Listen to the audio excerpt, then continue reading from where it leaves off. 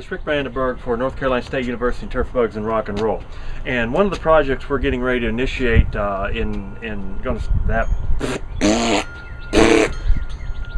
Hi, this is Rick Brandenburg for North Carolina State University and Turf Bugs and Rock and Roll. In 2015, one of the projects that we initiated was to study annual bluegrass weevil. And for those of you who are familiar with annual bluegrass weevil, you're going to say, well, Rick, aren't you in North Carolina? We thought that was a pest in the Northeast, Massachusetts, New York, Pennsylvania, that sort of thing. And yes, historically it has been. But in the western part of North Carolina, in the mountains, we have lots and lots of annual bluegrass weevils now, so we're beginning to do some research on that.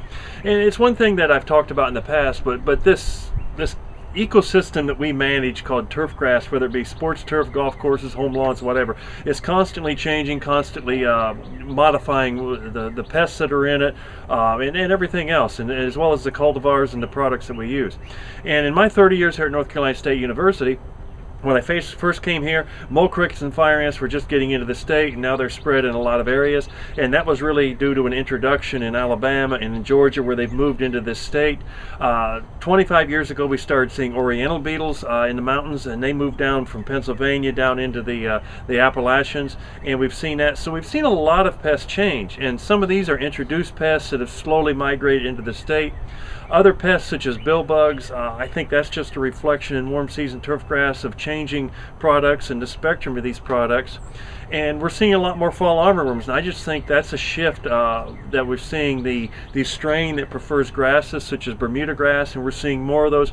So this thing is always changing, and we're going to continue to battle new pests as we change the cultivars, as we see gradual and slow changes in the products that we use. And that's what we're seeing with annual bluegrass weevil. They simply have moved to the south. They're taking advantage of the climate at some of these higher elevations that's very similar to New York City. And as these changes happen, we have to do the research to make sure that the research that my colleagues in Penn State and UMass and Cornell have done matches up at these different latitudes. So we'll be providing information on that, and just a reminder that things change all the time, and we need to be prepared for it. We need to continue our education, and we need to stay current with not just the new products, but the new challenges that we face. And this hat, this is for you, Cale Bigelow. Hope you appreciate it. Talk with you later. Bye-bye.